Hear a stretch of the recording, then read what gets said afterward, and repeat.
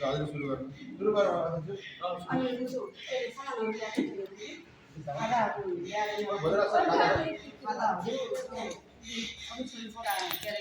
खादा उडाउने कार्यक्रम मुबाट गर्दा राम्रो हुन्छ अलिक सँगसँगै गराइदिनु त्यस्तो त्यो विषय नै ननिकाल्नु न त्यस्तो हो अहिले यहाँ अब एकदम फेस उहाँ चाहिँ अध्यक्षता गराइसक्दाखेरि त मलाई पत्ता हुँदैन नि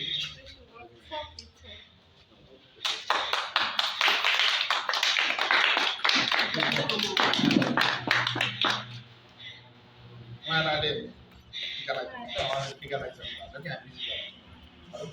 मान्छे रेकर्ड गर्नु भयो भने हजुरको संसारमा यति भनेपछि यो देशभरि पुगिहाल्छ यसरी मान्छे राखेको हुन्छ र अर्को कुरा मैले अरू यहाँ पनि गर्छु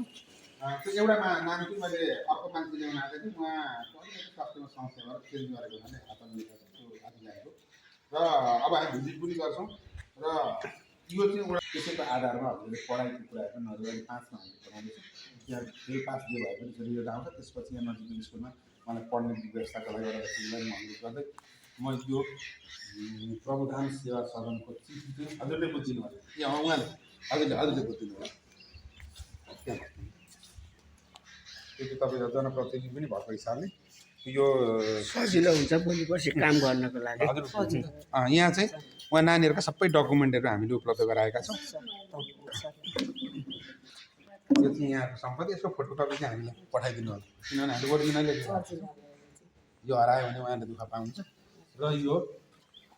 गौरादह नगरपालिकालाई हामीले एउटा ओसी यो चाहिँ हाम्रो वडा जस्तो यो नगरपालिका पुग्ने गरी यो चाहिँ हामीले यसैको प्रतिनिधि हो यो चाहिँ बोधा छ अब हाम्रो इलाका प्रहरी कार्यालय मात्रै लेखेँ यो हजुर गौरादह भने चाहिँ हाम्रो एरिया पर्छ त्यहाँ अझै उ गरौँ न नभए त्यहाँ हातले सच्याउनु ठिक छ अझै लगाइदिनु लगाइदिन्छ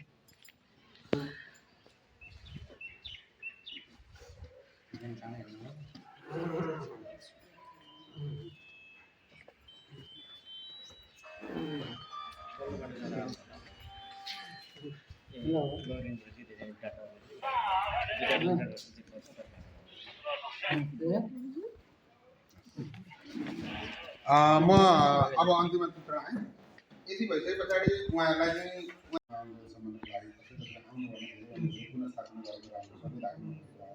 मान्छेहरू जोडिरहनु हुन्छ अहिले 6 जना हुनुहुन्छ एकजना उयो सानो बाबु चाहिँ माया घरमै जन्म भएको अनि अरू नानीहरू जस्तो पछिसम्म पर हामीले उपलब्ध गराउँदै गर्दाखेरि उहाँहरूलाई यो संस्थाको अध्यक्षज्यूको हिसाबले केही पऱ्यो भने हामी सहकार्य गर्न तयार छौँ हामी सहयोग गर्न तयार छौँ र त्योभन्दा समस्या भर्सक नहोस् वार्ड कार्यालय इलाका प्रहरी कार्यालय हुनुहुन्छ उहाँहरू सबैलाई हामीले यो उहाँहरू जिम्मा दिनेछौँ र यो सँगसँगै माया नेपालको धेरै केही अब जो पनि माया चलाउने संस्था हो दानदिन भन्ने कपडा माया घरमा थिए र त्यो 4 थान दर्शना हामीसँग 4 थान कति छ यहाँ टिपौँ त टिपेर हुन्छ म उहाँ जिम्मा लगाऊँ न होइन उहाँ तिमीले यहाँ यसो छोइ यति भन्दै म अध्यक्षज्यू यहीँ बस्नु अब उहाँलाई यति भन्दै केही कुराहरू मैले बारे कुरा गरेँ यो सामान सक्नुहुन्छ भने केही बोल्न सक्नुहुन्न भने बोल्नु सक्नुहुन्छ त्यति बेला उद्घाटन भयो फर्स्ट कोरोनालाई सुरुवात भयो तर काम केही भइरहेको थिएन 2-3 वर्ष कोरोना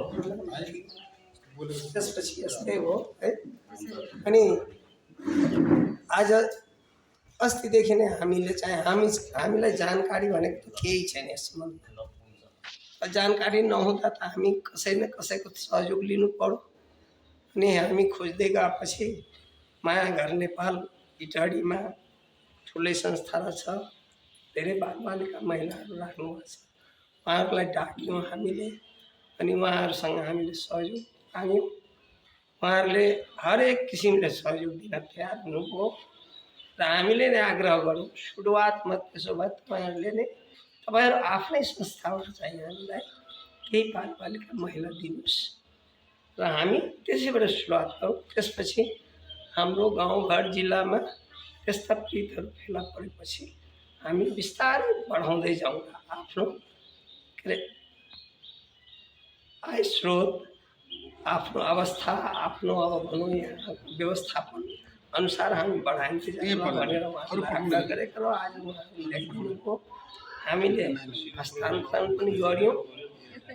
अब भोलि पर्सि समाजको सेवा समाजको साथ लिएर यहाँका नगरपालिका, गाउँपालिका, इलाका प्रहरी यी सबैसँग हामीले खुलेर भेटेर आएका आवश्यक परेका सहयोगहरू माग्छौँ र हामी एवं प्रकारले चाहिँ यो कामलाई अगाडि बढाउँछौँ। यही मेरो सोचाइ छ। म योभन्दा बढी भन्न सक्दिनँ, मलाई संयोग पनि छैन। यो कार्यक्रम समाप्त यहीँ गरौँ। सर्वोच्च आदरणीय म्याडम, राष्ट्र सेवक इलाका प्रहरी कार्यालय गोरीगञ्जका प्रहरी साथीहरू, इटरी मायागढबाट पाल्नुहुने विभिन्न पाल्नुहुने हाम्रो बाबुराम सर, अनिता अनि दुर्गा म्याडम अनि के भन्छ भोजराज सर लगायत इन्टायर सबै टिमलाई के भन्छ म बोधो नगरपालिका वार्डमा र मेरो व्यक्तिगत तर्फबाट यहाँलाई स्वागत गर्न चाहन्छु। यो साँच्चै नै यो काम हेर्दाखेरि बोल्दाखेरि जति सजिलो छ यो गर्नमा साह्रै नै यसको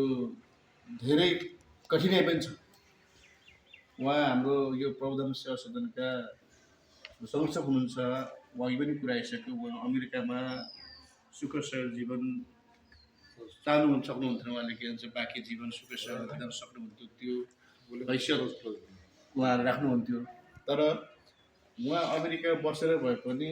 यहाँ जुन असहाय रहेका बालबालिकादेखि लिएर जो पनि के भन्छ मान्छेहरू असहाय रहेका अभिभावकविहीन भएका के भन्छ जसको भविष्य अन्योल केही छैन, त्यस्ता मान्छेहरूको लागि उहाँले जुन एउटा प्रबन्धन सेवा सदन खडा गरेर आफ्नै लगानीमा त्यो संस्था दर्ता गर्नुभयो र ती उच्च मनोबलका साथ महान विचारका साथ जुन उहाँले यो काम थाल्नु भएको छ। सर्वप्रथम त उहाँको जुन उद्देश्यले यो प्रबन्धन सेवा सदनलाई के भन्छ उहाँले सुचारू गर्नुभएको छ, जुन उद्देश्यले उहाँले खोल्नु भएको छ, यो चाहिँ सफलताको कामना पनि गर्न चाहन्छु। र त्यसै गरी मायागढसँग कोर्डिनेसन गरेर आज 6 जना नानीहरू 6 जना के भन्छ आदरणीय आमाहरू आउनु भएको छ। उहाँलाई पनि बोधो नगरपालिका वार्ड 8 र प्रबन्धन सेवा सदन यहाँलाई स्वागत गर्न चाहन्छु। त्यसै गरी हाम्रो यो झापाकै सायद यो यस्तो खालको जुन सेवा सुन्छ मलाई लाग्छ, मैले जहाँसम्म थाहा पाए अनुसार मलाई थाहा होला, तपाईँलाई थाहा होला, झापाकै के भन्छ पहिलो हुनसक्छ यो चाहिँ। यसरी जुन मायागढ जुन चर्चित छ अहिले इटरीको होइन, अब झापामा पनि अब आइसकेपछि यस्तै प्रवृत्तिका यस्तै के भन्छ असहाय अभिभावकविहीन नानी बाबुदेखि लिएर जति पनि के भन्छ मानव जाति छन् उहाँहरूलाई संरक्षणको लागि, उहाँहरूको हितको लागि, उहाँको भरण पोषणको लागि जुन यो प्रबन्धन सेवा सदनले यो जुन त्यो उद्देश्य के भन्छ यो सञ्चालन गरिरहेको छ, यसको सफलताको कामना गर्न चाहन्छु। र यसलाई नेगोसिएट गरेर यसलाई कोर्डिनेसन गरेर के भन्छ इटरी मायागढले उहाँलाई के भन्छ उहाँ अझै पनि अनभिज्ञ हुन्छ, कतिपय यस्तो कुराहरू कसरी सञ्चालन गर्ने होइन। उहाँले बिचरा के भन्छ अब इङ्ग्लिसमा त पढेर भुट्नुहुन्छ, तर नेपाली चाहिँ बुझ्नु हुँदो रहेछ, त्यति नेपाली पढ्न जानुहुँदो रहेछ होइन। उहाँको कमजोरी छ, तर उहाँको मन चाहिँ कमलो छ होइन। उहाँलाई जे पनि के भन्छ मन चाहिँ भारो चाहिँ राख्नु भएको छ, तर के भन्छ उहाँको मन चाहिँ कमलो छ। र जुन इटरी मायागढबाट के भन्छ यहाँले नेगोसिएट गरेर तपाईँले के भन्छ कोर्डिनेसन गरेर के भन्छ जुन एउटा बिउको रूपमा बिउ पुँजीको रूपमा जस्तै जुन तपाईँले यहाँ यी नानीहरू यी आमा दिदीबहिनीहरूलाई के भन्छ यहाँ तपाईँले जिम्मा लगाइदिनु भएको छ। यो पक्कै पनि हाम्रो यो प्रबन्धन सेवा सदनको मात्र होइन, बोधो नगरपालिकाको जिम्मेवारी र बोधो नगरपालिका 8 पनि जिम्मेवारीहरू ठिकै रहने म ठान्दछु र यो प्रबन्धन सेवा सदन जुन छ यो प्रबन्धन सेवा सदनमा चाहिँ हामीले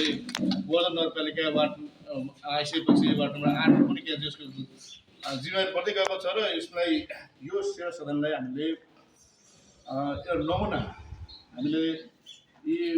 जुन अभिभावक मेन जति पनि के भन्छ आमा बुवाहरू पनि हाम्रा नानीहरू जति पनि छन् उहाँहरूको लागि के भन्छ हामीले नगरपालिका स्थानीय सरकारबाट हुने हर सहयोग साथ सहयोगदेखि लिएर हरेक कुराहरूमा हामीले दत्तचित्त साथ के भन्छ यो प्रबन्धन सेवा सदन हामी सँगसँगै रहनेछौँ र मैले उहाँलाई अस्ति हिजो पनि निमन्त्रण दिँदाखेरि मैले पनि भनेको थिएँ हाम्रो जेठभित्रमा के भन्छ तपाईँहरूले प्रपोजल लिएर राखेको होला होइन नगरपालिका पेसी हुनुको लागि प्रपोजल आएर यसपछि हामीले स्थानीय सरकारबाट हुने बजेट केही विनियोजन गर्दा के भन्छ यहाँ सहयोग पनि मिलेछ र बाँकी अब हाम्रो इलाका प्रहरी कार्यालय नजिक भएको हुनाले सुरक्षाको कुराहरूमा के भन्छ देखाउन सक्दा कहिले काहीँ म यस्तो पनि परिवेशहरूलाई नजिकै भएको थियो उहाँहरूको नजिकै होइन यसमा उहाँले मात्रै के भन्छ यो जुन मानव सेवामा जुन उहाँ लाग्नु भएको छ यो महान कार्यमा उहाँको मात्रै के भन्छ दायित्व नभएर तपाईँहरू सबैको दायित्वको लागि बुझिदिनु भने सबैलाई पनि अनुरोध गर्न चाहन्छु र यो फेरि पनि गोर्धन नगरपालिकाभित्र के भन्छ यो उधार्ने काम जुन भइरहेको छ जुन उहाँको नेतृत्वमा उहाँ आफै लागेर जताततै भएर लागेर जुन त्यहाँ थाल्नु भएको छ यो गोर्धन नगरपालिकाको जिम्मेवारी र वार्डको जिम्मेवारी फेरि पनि म सम्झना गराउँदै मेरा यी जति पनि आउनु भएको छ त्यो सबैलाई फेरि पनि स्वागत गर्दै उहाँहरूको लालन पालन बाँकी चाहिँ म के भन्छ म माया गरेर तपाईँलाई विशेष गर्न चाहन्छु उहाँले के भन्छ हामीले वार्डले बुझिसकेको छ र उहाँले यो प्रबन्धन सेवा सदनले बुझिसकेपछि अबको यो उहाँहरूको के भन्छ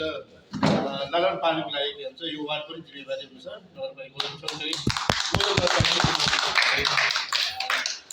यति भन्दै मेरा दुई शब्द युक्त गर्न चाहन्छु